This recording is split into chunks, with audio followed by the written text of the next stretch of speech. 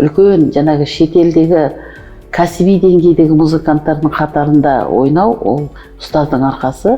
Өнердің арқасында біз елімізді танытамыз. Өнерден өмір таптым, ал өмірден өнер таптым деген. Өнер адамды шыңдайды. Өнер ол спорт сияқты ғой.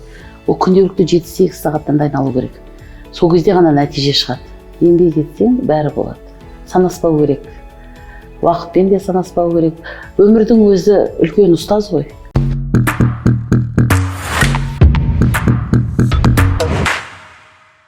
Мергүл ханым, сізді Ойлайық жобасының биылға соңғы шығарылымында көргенімізге қуаныштымыз.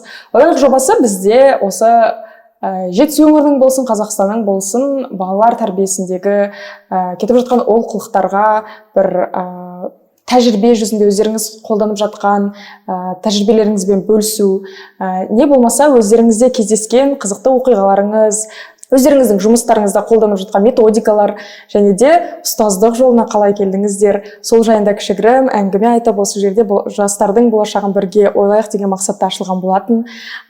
Осы уақытқа дейін сіз біздің осы подкасттың 80-ші қонағысыз. Жаңа жылдың алдында соңғы болып қорытындылап өзіңіз келіп жатырсыз. Енді жаңа жыл бір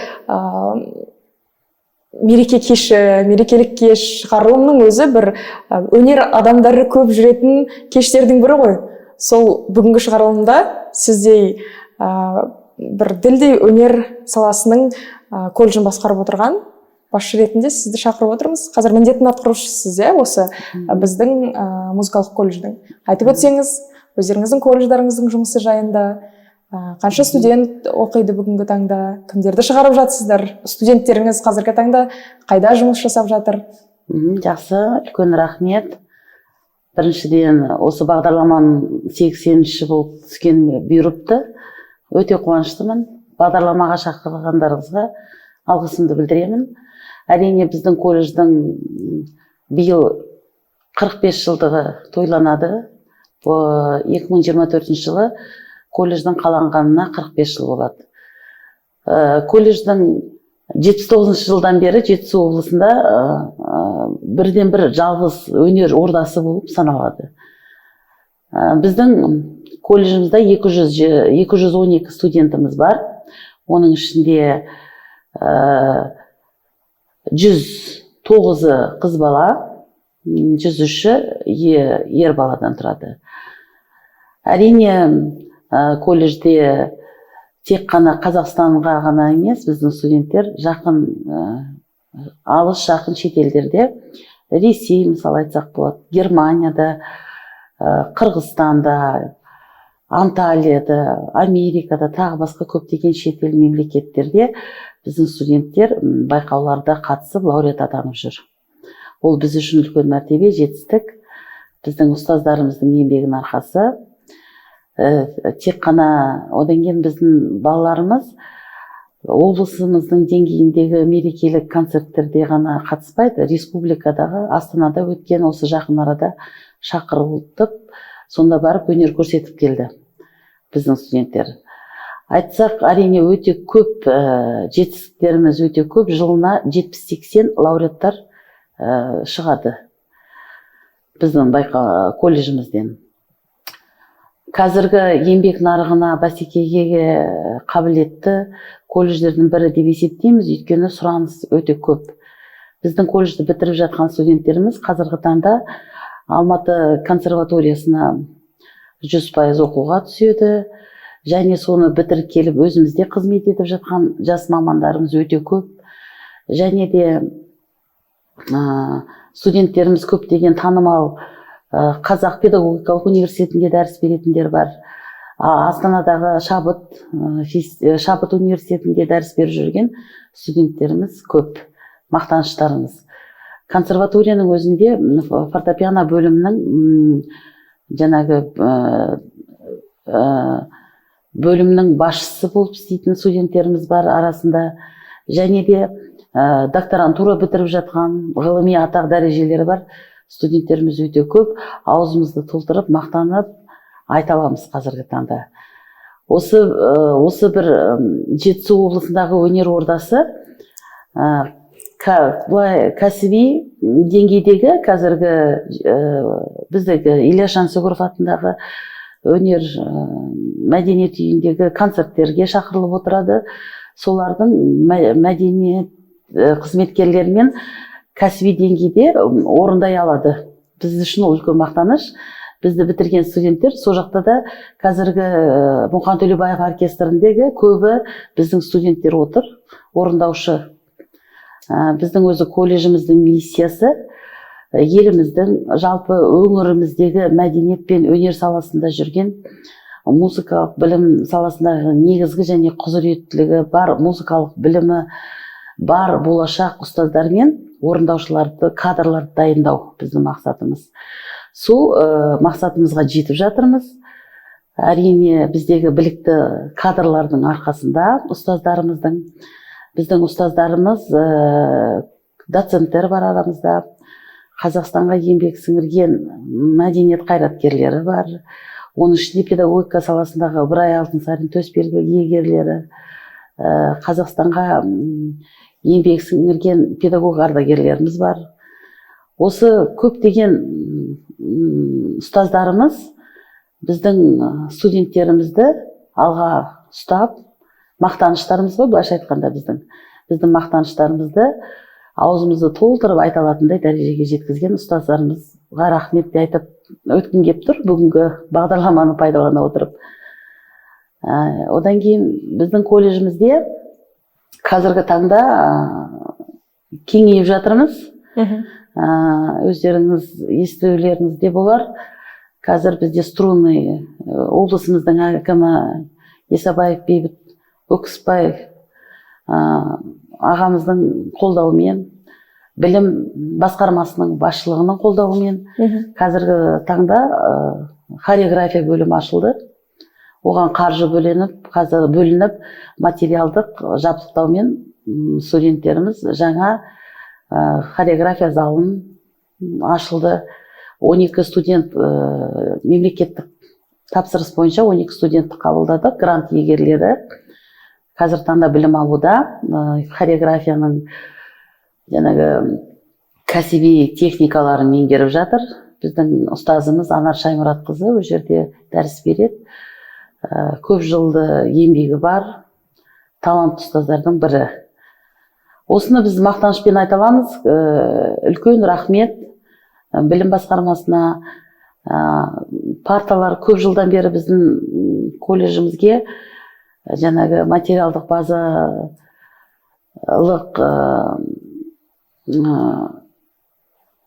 жиынтығымыз көп жылдар болды, алынбады. Қазір енді жаңартылып келе жатыр. Порталдық кабинетімізді жаңартып жатырмыз. Аппаратура алынды. Өнер адам болғандықтан сіздерді қоршайтын орта өте маңызды ғой? Әрине маңызды. Біздің өзі жан-жағымызды қоршап жүрген адамдардың бәрі өнер иелері ғой. Өнер иелері, ол кісілердің эмоционалды болғанымен, ішіндегі жан дүниелері өте ерекше. Әлемге өзгеше қарайды. Әлемге өзгеше қарайды. Өзіңіз сол әлемге өзгеше қарауды қай жасыңыздан бастадыңыз, өнерге бейім екеніңізді қалай білдіңіз? Мен енді өте жақсы сұрақ. Бала кезімнен өнерге жақынмын. Бала кезімде музыка мектебіне домбыра класына бардым.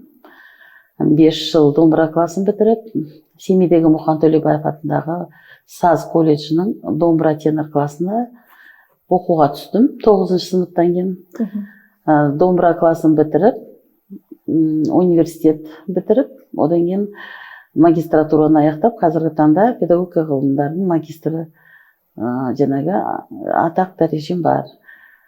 Енді осы өнерге келгеніме еш өкінбеймін, өйткені анамнан дарыған, анамның ақ сүтінен дарыған деп айта аламын. Өйткені өнерді екінің бірі қолынан келмейді. Омар Хайям айтады ғой, хирург пен өнерді екінің бірінің қолынан келе бермейтін мамандықтардың бірі деп. Сондықтан өнер әрине өте ауыр жол, айтып жатады ғой, ауыр жол. Өнерді бағалай білгеннің өзі, сіздерге үлкен рахмет. Өнердің өзін бағалай білудің өзі, мен ойлаймын, көбі ойлайды біздің музыкальный колледжде тойларда балалар кейде табыс тауып ән айтып жатады ғой енді. Сонда оңай деп. Ал шындап келгенде өнерді оқу өте қиын. Жаңағы высшая математика дейміз ғой, біздің ноталық сауаттылығымыз, ән қайдан туады, сол нотаның есептеу арқылы әндер жазылады. Біздегі үлкен майталман ағаларымыз, композитор, әпкелеріміз сол шығарманы жазу үшін, мысалы классикалық музыка болсын, қандай шығарма жазу үшін, оның бәрі еңбектің арқасында келеді. Соны бірі білсе де, бірі біле бермейді. Оның ішінде қандай қыр-сыры жатқандығын, еңбектің жатқандығын. Өзіңіз қай бағыт бойынша оқу бітірдіңіз? Мен оқу бітірдім, домбыра сыныбын, жаңағы айтып өткендей, домбырашымын, және де педагогикалық университет, Өскемендегі Сәрсен Аманжолов атындағы музыка пәнінің мұғалімі, үздік дипломмен бітірдім. Содан кейін ауылға мектепке жұмысқа бардым. Сіз Шығыс Қазақстан, Мақаншы ауданынан. Мақаншы Ұржар жақта? Иә, Ұржар ауданы. Сіз екеуміз жерлес екенбіз ғой. Мен Ұржардың тумасымын. Мен сол Мақаншыдан боламын, өте жақсы. Сол Мақаншының дипломмен ауылға дейді ғой, колледж бітіріп, ауылда еңбек еттім. Сол еңбегімнің нәтижесі менің ойлаймын, алдыға қойған мақсаттарым ғой деймін. Менің дайындаған студенттерім сол ауылда ғана, кішкентай ғана ауылда, балаларым халықаралық байқауларға бардым Алматыда. Ол кезде жюриде Бибігүл Төлегенованың өзі отырды, Роза Рымбаева, біздің Қазақстанның белгілі композиторлары отырды. Сол кезде менің балаларым үлкен жетістікке жетті. Енді мына жаңағы передача дейміз ғой, осыны көріп отырса да айтады ғой, ол жерде тыңдап отырады. Менің сол студенттерім қазіргі таңда консерваторияда дәріс береді. Сол ауылда берген, қарап тұрсам, ауылдың балалары өте талантты ғой, дарынды. Қазіргі таңда олар өнер саласында жүр, бірнешеуі ән айтады, танымал, жаңағы консерваторияның академиялық ән салу бөлімін бітірген студенттердің бірі. Студенттер өте көп. Қазір енді атап айтсам да болады. Бекназаров Бекзат тоже семейдің вокал бөлімін бітірді. Балауса деген қызым жаңағы консерваторияның вокал академиялық бөлімін бітірді. Гүлнұр семейдің вокал бөлімін бітіріп. Қазір бір есіме түсіп, бір түспей тұр, енді ренжімейтін шығар. Тағы да алдыңыздан әрине қанша студент өтті? Қанша студенттер өтті алдыдан. Қазіргі бәрі өнер саласында жүр. Осы саз колледжінде жүргеніңізге қанша жыл болды? Менің Қаныбек Байсейітов атындағы саз колледжде жүргеніме биыл 13 жылға кетті. Нақты айтқанда 9 жылдан асып барады. Жолдасым әскери қызметкер болғандықтан біз осылай Қазақстан түпкір-түпкірінде жүрдік. Осы Жетісу жері бұйырып, осында келіп, 25-ші мектепке ұстаз болдым. Одан кейін 17-ші мектептің шақыруымен біраз жылдар 17-ші мектепте ұстаз еттім. Қаныбек Байсейітов саз колледжіне әдіскер болып орналастым. Одан кейін тәрбие завучы болып 8 жыл созда жұмыс жасадым. Биылғы жылдан бастап оқу ісі жөніндегі орынбасарымен және директордың міндетін атқарушы болып жұмыс істеп келемін. Жалпы өнер адамдары билікке қатты қызықпайды ғой, білесіз, көбіне шығармашылық болған соң ойдың барлығы жаңа туындылар, жаңа концерт, жаңа тағы басқа деген сияқты бір ойларда жүреді әрдайым. Өзіңізге қиын емес пе басшылық қызметпен осы білім саласының басқару жүйесін үйлестіру? Менің өзім ұстанымым бар. Закон Мерфи дейді ғой, ничего не бойся, деп айтады ғой, а то обернется деп. Ештемеден қорықпауға тырысам, бір Алладан ғана қорқам. Бір адамның қолынан келетін дүние екінші адамның қолынан келетіні хақ. Сондықтан неге мен қолымнан келсе неғып еліме қызмет етпеске, шаршамаймын да, жұмыс жасай беремін. Сондықтан еліме қызмет етіп, біздің болашақ жастарымызға қызмет ету, ол мен үшін үлкен бақыт. Сондықтан әрине арасында қиындықтар болады, оны шешуге тырысамыз. Аз ғана уақыттың ішінде, қазір енді міндетін 6 ай ғана болды атқарып жүргеніме. 6 ай болса да көптеген жұмыстар істелініп жатыр. Оны енді мен деп мақтанбай ақ қойсам да, жаңағы көзге көрінеді екен. Сондықтан менің қолымнан келетіндігіне сөзсіз күмәнім жоқ. Егер маған сенім артып жататын болса, бұл жұмысты мен толығымен істей аламын. Мен сіздердің колледждарыңа осыдан бір 12 жыл бұрын ба мектеп кезінде барып көргенмін. Сол кездегі есімде, бірақ қазір өзгерістер бар ма? Ол кездегі мектептің тұрмыстық жағдайы әлі есімде, көз алдымда, бірақ содан бір 12 жыл уақыт өтіпті, әлі кіріп көрмеппін. Кішкене өзгеріс бар, сол биыл ғана біз кішкене өзгеріс енгіздік. Оғанға дейін бізде сол музыкалық аппараттар бізде өте қымбат тұрады ғой. Бізде мысалы бір аспаптың өзі біз алдық осыдан 2 жыл бұрын, баян аспабын 5 миллион тұрады бір аспап. Ал жаңағы уже рояльдар, концерттік рояльдарымызды өзі 18 миллионға дейін кетіп қалады. Сондықтан біздің басқарма басшысы болсын, жаңа кішкене қаражаттар биыл жақсы бөлініп, енді местный бюджеттен бөлініп жатыр ғой, оған облыс әкімінде үлес өте үлкен қосылып жатыр. Жақсы, болашақта да енді осы үрдіс ары қарай жалғасын табып, бізге автобустар берілсе колледжімізге деген. Мен ойлаймын да, сіздер колледждарыңыздың балаларын теуіп, ауылдарға концерт беріп жатсаңыздар, балалары. Иә, ол аудан ауылдарға барып жатса, біз барамыз ауылдарға, жаңағы жалдамалы автобустармен, газельдермен барамыз. Бізде сәуір айында жоспар бойынша жаңағы профориентация дейміз ғой, профориентациялық жұмыс жүреді. Сол кезде мектептерге өнерлі балалар көбінесе ауылды жерден шығады ғой. Сол жерге ұстаздарымыз барып, концерт қойып, балаларды оқуға шақыру мақсатында концерттер қойылады ауылды жерлерге. Және де бізде республикалық өзіміздің байқауымыз бар, Қанабек Байсейітов атындағы республикалық байқауда бізге жан-жақтан келеді. Басқа облыстың балалары да келіп қатысып жатады. Сол балаларымыз бізге келіп оқуға түсіп жатады. Сондықтан ауылды жерлермен үзілмейді қарым-қатынасымыз деп айтсақ болады. Енді бізге келгісі келетін балалар өте көп қой. Бізде шығармашылық емтихан тапсырады, соның ішінен таңдалып қана балалар, музыкаға қабілеті бар балалар ғана алынады. Мысалы фортепиано бөліміне ол жерге тек қана музыка мектебінің 7 сынып бітірген балаларын ғана аламыз. Ал басқа бөлімдерге енді бізде қалада 2 музыка мектебіміз бар, өздеріңіз білесіздер, Нұрқиса Тілендиев пен жаңағы 6-шы микрорайондағы музыка жаңадан ашылған шығармашылық орталығы, музыка мектебі бар осы жерде. Сол мектептің өзінде біздің дәріс беріп жүрген біздің студенттердің, мен толық айта аламын, 80% деп айта алсам болады, біздің бітірген студенттер сол жерде дәріс береді, осы музыкалық мектептерде. Керемет жағдай жасалған ғой. Яғни студенттеріңіз диплом алып біткен соң, Талдықорған қаласынан өзіне жұмыс табуға мүмкіндік бар, яғни консерваторияға оқуға түспей жатқан жағдайдың өзінде. Консерваторияға оқуға түспей жағдайдың өзінде, біздің Жетісу өңіріндегі университетке түсіп, соны бітіріп, сабақ беріп жүрген студенттеріміз өте көп, түлектеріміз.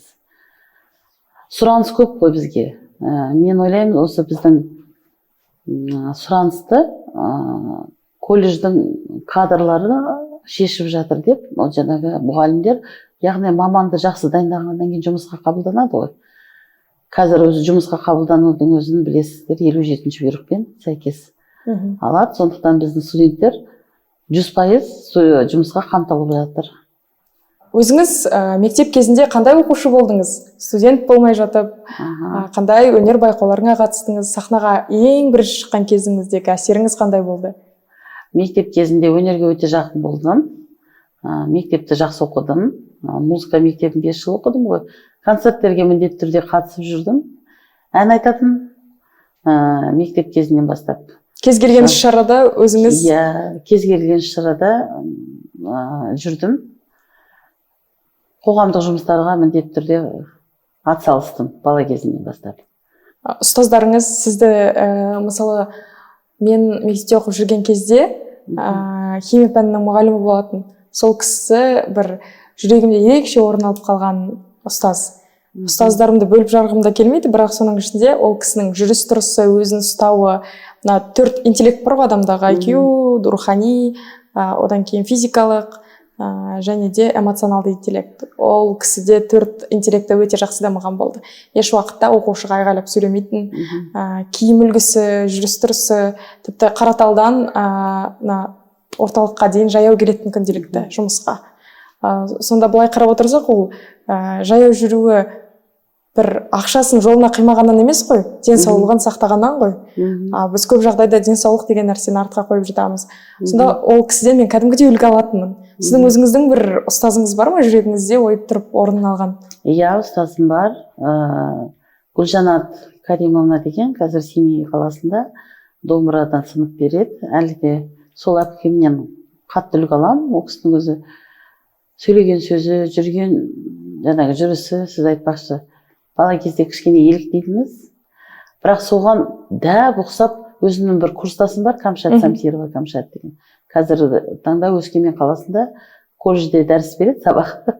Сол тіпті аумай, қазір айтамыз, сол ұстазды қалай сен салып алдың деп. Бізге ол кісі сырттан қарап бақылаймыз ғой, ұстаз болғаннан кейін. Сол кісі қатты әсер етті. Сол кісінің жаңағы ешқашан жаңағы сіз айтпақшы дауыс көтерілгенін көрген емеспіз. Енді сол принципті бізде көрген бала көргенін істейді ғой, енді тәрбиеден алады деп. Сол тәрбие ма, мен өзімде студенттерім айтып жатар, қатты былай студентті мен өзіме жақын тартуға тырысамын, ашықпын, не нәрсені ашық сөйлесем балалармен, студенттермен.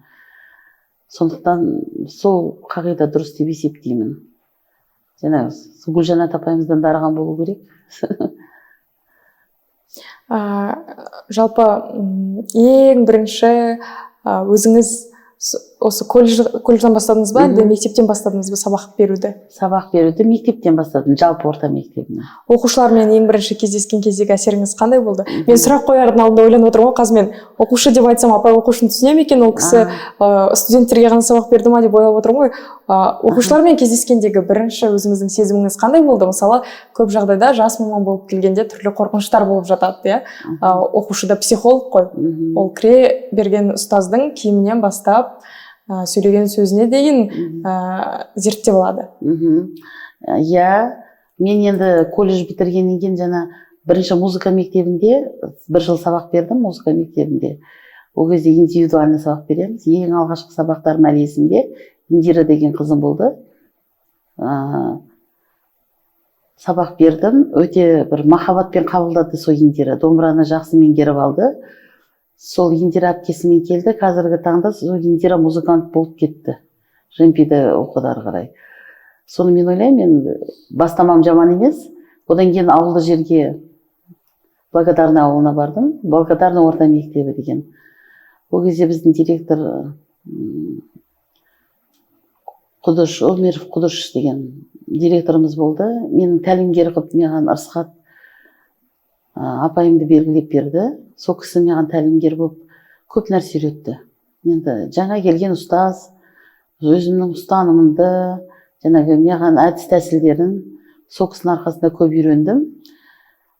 Сол жерде оқушысы, сол Ырысқат апайымның да қызын оқыттым. Ол қыз да соның соңында ән айтып, музыка саласын қумаса да, сол мектеп қабырғасында жүргенде үлкен байқаулардың лауреаттары атанды. Мен сол себептен де ойлаймын, осы ака еңбек етсең ерінбей деп айтады ғой, Абай атамыз, тояды қарның тіленбей деп. Еңбектің арқасында бәріне жетуге болатындығына көзім жетті. Жаста болсам да уақытпен санаспай ауылды жерде еңбек етіп, балаларды үлкен дәрежеде, ойлаңыз, музыка арнайы мектеп жоқ, жай жалпы орта мектебінің балаларын биік деңгейдегі жаңағы классик әншілерін айтып отырмын ғой, халықаралық байқауға жеткізу, ол үлкен жетістік. Соның арқасында мені ол кезде Үржар ауданының білім бөлімінің басшысы мен арнайы үздік 10 ұстаздарды Астанаға ол кезде президенттің қабылдауына жіберді. Сол бір жаста болсам да бір үлкен жетістігімнің бірі деп мен өзім айта аламын. Сондықтан жастарға әзірде айта жүреміз ғой, еңбек етсең бәрі болады. Санаспау керек. Уақытпен де санаспау керек. Өмірдің өзі үлкен ұстаз ғой. Сондықтан мына өмір бізді не нәрсеге де үйретеді екен. Қорықпауға да үйретеді. Еңбек етіп, дәріс беріп, ләззат алуға да үйретеді. Өмірдің өзі бір керемет ұлы ұстаз. Жалпы өнер адамды закалять ететін сияқты, мысалы мен ана Бағжан Октябрь бар ғой, виолончелист бала. Соны осыдан 3 жыл бұрын ғана менің құрбым домбырада ойнап, анау Астана қаласындағы Розовое озеро бар ғой, сол жақта домбырада ойнап, ең бірінші қазақ қызы болып американдық Vogue журналына интервью берді. Домбырада ойнап, сол қазақ көйлегін киіп алып, әуесқой видео арқылы бүкіл жерге танымал болып кетті. Сол кезде біз андай көп жарнамаларға түсіп жүрдік, Эйр Астана, соларға барып жүрдік. Бір кезде сол Бағжан Октябрьмен таныстық болды. Ол кезде енді түсіріп келе жатқан. Қазір 3 жылдың ішінде Бағжанның концерттеріне қанша мыңдаған адамдар келеді. Түрлі қалаларда өзінің концертін беріп жатыр да. Ойлап қарасам, интервьюларында қарап отырсам айтады ғой, мен мынандай аспапты көтеріп алып, ішінде өзім жүремін дейді. Бірақ ең басында мен барғым келмейтін дейді, жылайтынмын дейді. Сонда көп бала аспапты. Өткенде маған біздің Талдықорған қаласында танымал болып кеткен бала келді, Ерасыл деген бала. Баянмен өзі кішкентай баланы андай баянды құшақтап көтеріп жүр. Сонда енді выгорание болады ғой, басында әрине қызығушылық болуы мүмкін. Кейіннен ноталарды үйреніп, түрлі әуендерді үйрену керек болған кезде. Сондай кезде балалардың психологиясымен қалай жұмыс жасайтынсыздар? Сол Ерасыл деген бала бізде школьный практика дейміз ғой, мектептік тәжірибе сабағы. Бізде дәріс алады. Ерболат Еркенович деген мықты ұстазымыз бар. Қатты пір тұтады екен. Иә, сол кісінің еңбегі өте зор, баян ойнауында. Ал ән айтқан кезде бізде Жаноманова Ләззат, сол балаға дәстүрлі әнші, бізде мұғалім. Ол да дәріс береді, мен өзім көрген, біздің колледжге келіп тұрады ол бала. Иә, дұрыс айтасыз, өнер адамды шыңдайды. Бізде де практикада біз байқаймыз ғой. Бізге балалар аспап ұстай алмай келеді колледжге. Ауылдың балалары флейта деген аспапты білмейді мысалы. Сол аспапты 4 жылда ғана меңгеріп шығады. Меңгергенде де кейбір талантты еңбекқор балалар болады. Енді бізде өнер ол как спорт сияқты ғой. Ол күнделікті 7-8 сағаттан дайындалу керек. Сол кезде ғана нәтиже шығады. Спорт сияқты терлеп, еңбектенген арқасында мүлде аспап ұстап келмеген балаларды дайындап шығады. Жаңағы труба болсын, Нұрлан Расылович деген жақсы керемет ұстазымыз бар. Бір алтын иегері. Ол кісі де қазір осы жердегі Жетісу өңіріндегі әскери, айтамыз ғой, әскери музыканттар, оркестр. Сол жерде, енді мен өтірік айтпаймын, 90% біздің колледждің ұстаздарының шәкірттері. Жаңағы баянный, үрлемелі соқпалы аспаптарды. Оның өзін меңгермей келеді жаңағы ауылдан, аспапты даже ұстап тұрмақ тұру көрмеген балалар келіп түседі бізге. Сондай жаңағы сіз айтпақшы, еңбектің арқасы қажырлық бір жаңағы виолончель үлкен өзі ұстап игерген жаңағы музыкант сияқты біздің балаларды арамызда өте көп. Бізде одан кейін инклюзив балалар оқиды. Инклюзив көзі көрмейтін бала бар. Ол деген батыс жақтың былтыр батыс жақта өткен үлкен республикалық байқауға қатысты.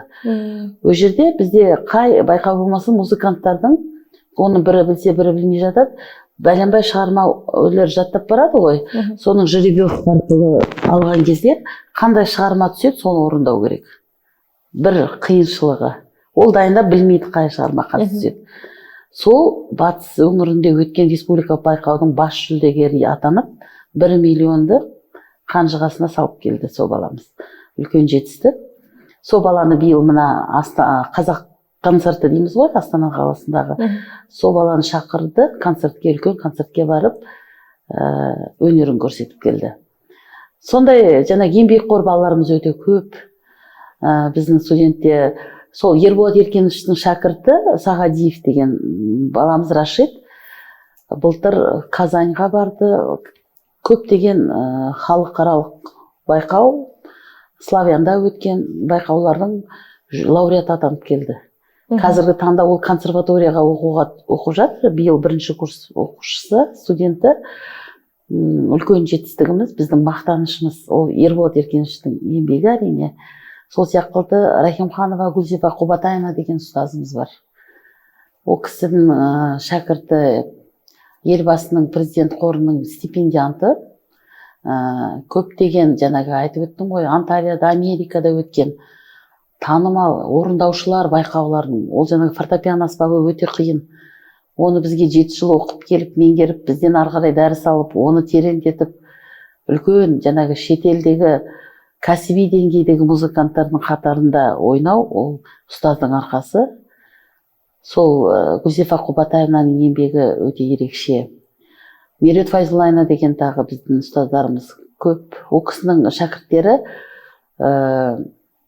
Ресейде дәріс береді, консерваторияда көптеген байқаулардың лауреаттары, сол кісінің шәкірттері жаңа Жемпида сабақ беріп жатыр, докторлар. Тағы да бізде Есен Шораевич деген доцент, доктор маманымыз бар. Ол кісіні биыл шақыртып алдық біз. Сосындай ұстаздарымыз құрамын күшейту мақсатында студенттерге сапалы білім берсін, жаңағы өздерінің білгендерін үйрету арқылы, студенттеріміздің жетістігі арқылы бізде енді жылдың соңында аналитика жасаймыз, мониторинг. Сол кезде біз байқаймыз ұстаздардың жаңағы жетістіктерін, қаншама ұстаздардың еңбектері сол кезде біздің көз алдымызға анық көрінеді. Тағы да көптеген жаңағы дәстүрлі әншіміз Шаяхметова Құралайдың шәкірті жаңағы миллионды қанжығасына салды деген. Біздің дәстүрлі ән бөлімінде болсын жартысынан көбі деп айтсақ та болады, филармонияда да істейді біздің мамандар. Қазақстанна еңбек сіңірген мәдениет қайраткерлері, өнер майталмандары біздің колледжде дәріс береді. Студенттер енді ұстаздарына еліктегілері келеді, қарайды. Көптеген ұстаздарымыз өздерінің әдіс тәсілдерімен бөлісіп жатады. Жаңағы жақын өңірдегі жақын Кировскі болсын, жаңағы қандай музыка мектептері бар, сол жерлерге барып концерттерін беріп, әдіс тәсілдермен бөліседі. Бізге де келіп жатады танымал қайраткерлері, консерваториядан, Астанадағы Шабыт университетінің мамандары келіп, өздерінің тәжірибелерімен бөлісіп жатады. Ұстаздардың жаңағы шәкірттерге көрсетіп. Одан кейін бізде қорытынды аттестация деген болады жылдың аяғында, студенттеріміз бітірген кезде. Біз міндетті түрде төраға ретінде жаңағы сондай композитор, еңбегі сіңірген комиссия мүшесі қылып шақырамыз төрағалыққа. Біздің студенттерді сол кісілер бағалайды бітірген кезде. Өздеріне шақырып жатады, бізге кел, қандай тамаша деп жатады. Сондай төрағалардың арқасында біздің шәкірттеріміз өсіп-өніп, үлгі алып, дәріс беріп келе жатыр. Қазір енді айта берсек біздің өте көп. Сол ұстаздардың ішінде Лариса Афанасьевна, Ғайниса Қуанышбаевна, қаншама жыл Нұрсейітова Ғайниса Қуанышбаевна қаншама жыл еңбек етеді. Мына қазақтың күйін қай мерекелік облысты өңірде көрсеңіздер, біздің балаларымыз оркестр болсын, ансамбль болсын, өнерлерін көрсетіп жатады. Сол бөлімнің жетекшісі, жаңағы пәндік циклдық комиссия деп айтамыз біз, бөлім меңгерушісі Ғайниса Қуанышбаевнаның да осы жақын арада ол кісі еңбек ері деген марапатқа ие болды. Өзінің еңбегінің арқасында сондай мұғалімдер бізде сабақ береді. Ыбырай Алтынсарин иегері Меруерт Файзуллаевна бар. Жаңағы айтап өткен Ерболат Еркенович еңбек ері ұстазы бізде. Жанабаев Нұрлан Нұрасылович деген ұстаздарымыз бар. Сая дәстүрлі әншіміз. Сай апай. Сай апай бізде дәріс береді. Төлеутай. Сай апайдың мінезі мен әлі есімде, сондай өжет кісі екені көрініп тұрады. Өжеттілігі бар, шәкірттері де сондай өзі секілді. Әділхан Қылышханұлы қаншама 20 жыл бойы колледжді басқарды. Қазір бізде әлі дәріс береді кісі. Флейтада Анар Сабыровна 8 қырлы бір сырлы флейтист болса да дәстүрлі әнді айтады. Қолынан келмейтін аспабы жоқ, бәрін орындайды. Сахна деген киелі ғой. Сахна өте киелі. Бір шықсаң? Иә. Сахнаға біз балаларды үйретеді ғой, біздің балалар. Сахнаға жаңағы дайындықсыз шығармауға тырысады. Киелі сахнаны жаңағы қорламау мақсатында. Дайындықпен 100% дайындықпен балалар өнер көрсеткен кезде мұғалімдердің өздері сүйсініп отырамыз. Жаңағы 3 минуттық шығармалар, концерттер, қиын шығармалар орындайды балаларымыз. Жоғары деңгейде әрине біздің балалар жаңа айтып өттім ғой, тағы да қайталап өтейін, ауылды жерден аспап ұстамай келеді.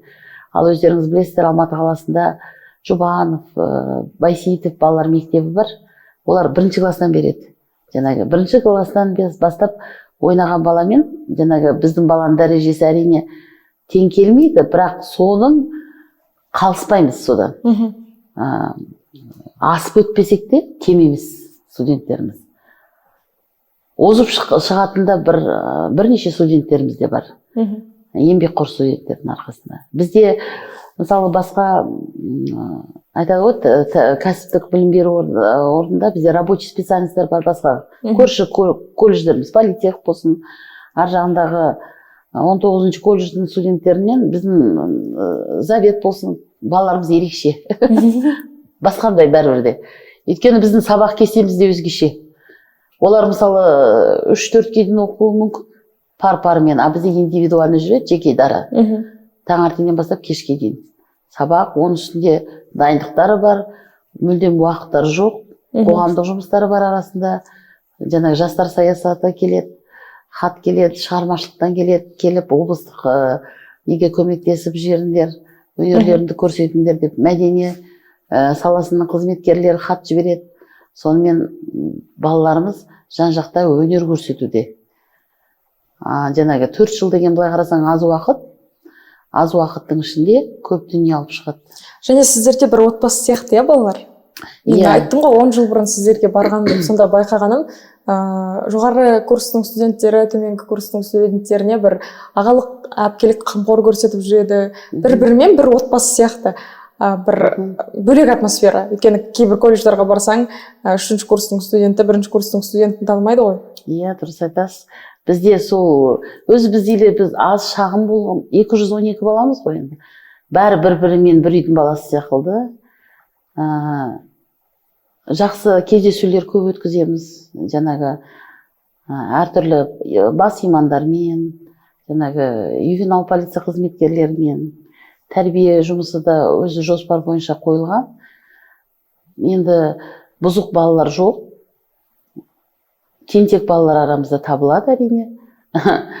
Но музыкаға жақын балалар өзі бір ерекше, расында да сіз айтпақшы, бір-бірлерін қамқор болып, бір-бірлерін жаңағы кемшіліктерін беттеріне баспай, көмектесіп, бір-бірін сүйреп жүретін студенттеріміз өте көп арамызда. Қайрат Кенжебайұлы қазір тәрбиесі жөніндегі орынбасарымыз. Көптеген жақсы жұмыстар алдыда болды, әлі де планда жоспарымызда бар. Бізде енді буллинг дейді ғой қазір. Буллинг, кибербуллинг, білім басқармасы саласынан да көп дүниелер өткізіп жатыр қазіргі таңда. Соның бәрі жоспар бойынша өтілуде, балалармен жақсы жұмыс жасалынуда. Енді айтады ғой, біз балаларға айтамыз, бала, енді көбінесе айтып отырамыз, анасына кір келтірме, әке-шешеңе үмітін ақта деген сияқты ашық сөйлесеміз балалармен.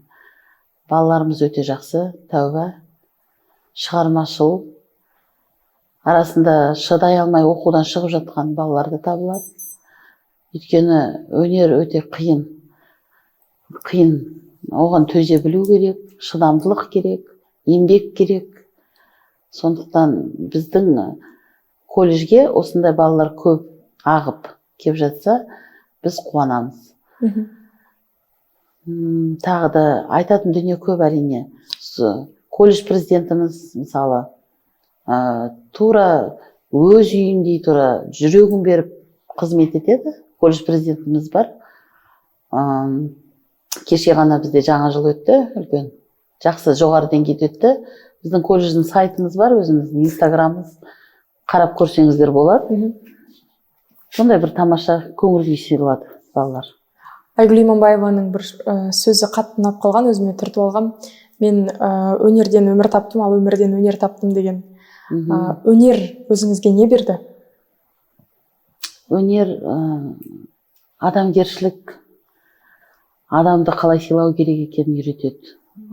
Өнер айтады ғой, өнерлінің өрісі кең, өнерлі жерде жатпайды, иә. Мына өнер, мен ойлаймын, біз қандай шығарма ойнасақ та, балалар ойнасын, ұстаздар, өзіміз ойнасақ та жүрекпен орындаймыз. Ал жүрек таза болған жерде ол жүрекке жетеді. Сондықтан сезім мүшелері бізде, сезім өнер адамдарында сезім жақсы дамыған. Олар біз эмоционально бір-біріне жаңағы қатты айтуы мүмкін, бірақ ар жағында зіл жоқ. Сондықтан өнер маған көп нәрсені үйретті. Адамды тани білуді үйретті өнер. Адамға жаңағы жақсылық жасау беру керектігін үйретті. Ол өнердің сөздің өзінде қаншама түсінік жатыр. Тек қана мысалы өнер дейміз, оның ішінде хореография өнері, сурет өнері, тіл мәдени өнері, оның бәрі қамтылған ғой өнердің ішінде. Ал бізде музыканттар тек қана бір аспапта ғана ойнап қоймай, Абашев Дамир деген мысалы ұстазымыз бар, қылқобыз пәнінің оқытушысы, бірақ сыбызғыда да ойнайды, кез келген домбыраны да ойнайды. Сол сияқты Құдайбергенов Айбол деген ұстазымыз бар. Енді барлығы бірінен бір асып түседі ғой, біздің ұстаздарын айта берсек. Медеттің өзі қандай қазір? Медет бізде дәріс береді, оркестр сабағынан. О жігіттің өзінде бір керемет өнерлер бойында жатыр. Сол өнер деген ұғым өте үлкен. Өнерлі айтады ғой, бір жан сал, 8 қырлы бір сырлы болған ғой. Керемет. Абайдың өзі өлеңдерінде өнер туралы қанша даналық сөздер айтылған. Шәкәрім Құдайбергенов.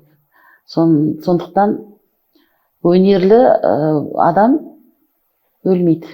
Өрге жүзеді. Өрге жүзеді. Иә. Оның жолы әрқашанда ашық болады. Өнер, Әл-Фарабидің өзі жаңағы музыканы жазған трактатасында да өнерді қатты айтып өтеді ғой, математик болса да. Омар Хайямның өзі. Сондықтан өнер деген ол бір ерекше.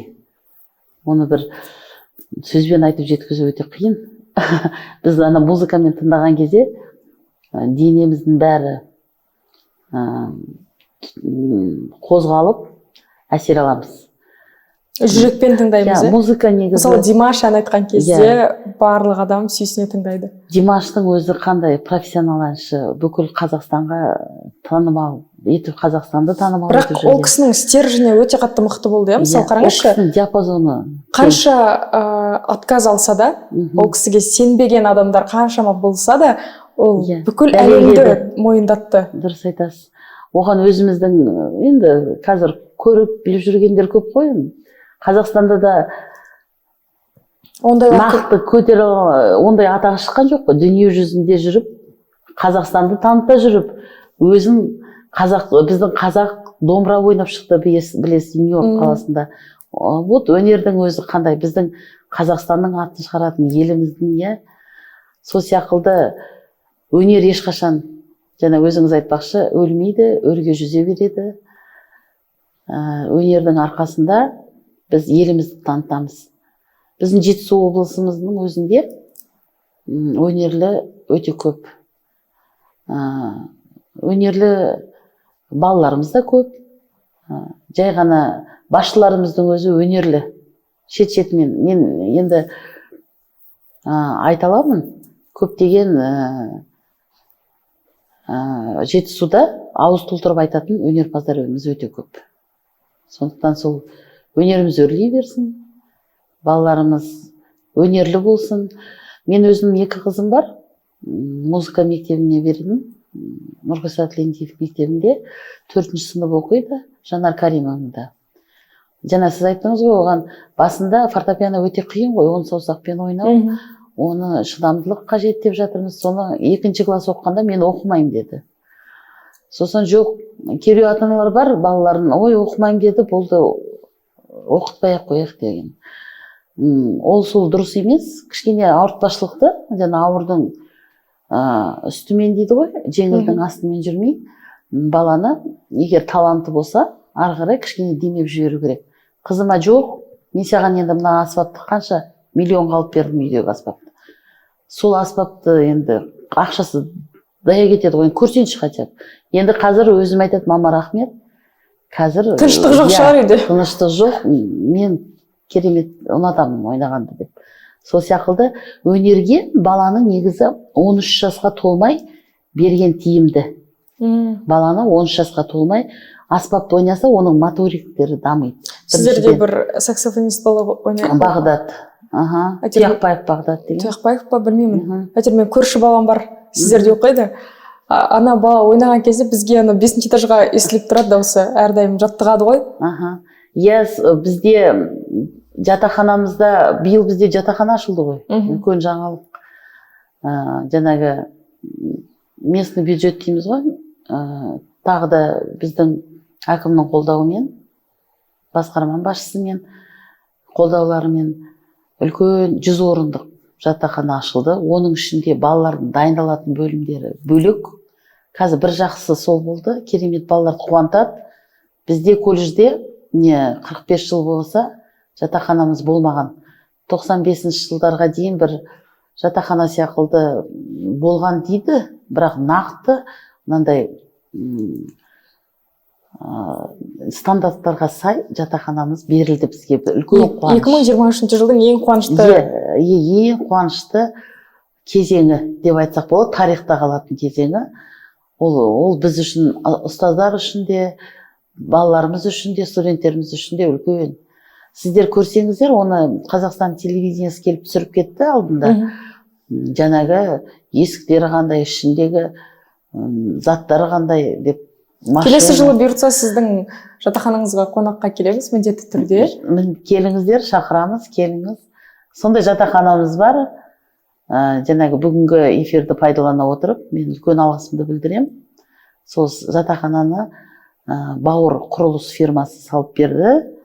Өзіміздің әкімдігімізге, барлық атсалысқан адамдарға үлкен рахмет. Балалардың бір үлкен, айтады ғой, лебізін алды. Балалар өте қуанышты, жылы жатақхана. Қазір тек қана сабақтарын оқумен ғана айналысады. Бұрын білесіздер, қазір тұру да қиын ғой, ақшасы қымбат, квартирада тұру. Мұнда жатақханада тиімді, өте тиімді балаларға. Енді мен ойлаймын, биылғы жылы бізде балалар енді көбірек келеді деп. Өйткені бізде жатақхана болмады ғой. Енді біз жатақханамыз бар, балалар бізге биыл оқуға көбірек келу керек жан жақтан. Сондай үміттемін. Мейіргүл апай, уақытыңызды қиып, Олайық жобасының қонағы болып келгеніңізге, жалпы жылды қорытындылап соңғы қонағымыз болып келіп жатқаныңызға қуаныштымыз. Алдағы уақытта өнерлі студенттеріңіз көбейе берсін, шәкірттеріңіздің қатары толыға берсін. Алдағы уақытта сіздерге тек қана сәттілік тілейміз. Рахмет, үлкен. Сізді де қонаққа шақырамыз. Сіз енді 12 жыл бұрын келіпсіз біздің колледжге бір келіп. Мен міндетті түрде бір концерттік бағдарламаға сізді арнайы шақырам. Келіңіз. Сол кезде үлкен рахмет тағы да барлықтарыңызды бүкіл Қазақстан тыңдағандықтан, бүкіл Қазақстан халқын, облысымыздың жерлестерімізді, барлық ұстаздарды, студенттерді келе жатқан жаңа жыл мерекесімен құттықтаймын. Жаңа жыл тек қана табыстарға келсін, молшылық болсын. Ескі жыл есірке дейді ғой, жаңа жыл жарылқа. Ескі жылға біз 1000 алғыс айтамыз. Жаңа қуанып айтып жатырмын ғой, жатақханамыз бар, хореография бөліміміз ашылды, струнный бөліміміз, жаңағы ішекті аспапты бөліміміз ашылды. Біз үшін ол үлкен жетістік, колледж үшін. Сондықтан ескі жылға біздің ешқандай өкпеміз жоқ. Ескі жыл есіркеп, жаңа жыл жарылқасын. Жаңа жылда жаңа табыстарға жете берейік. Үлкен рахмет. Сіздерге рахмет. Жақсылықтар жолға берейік.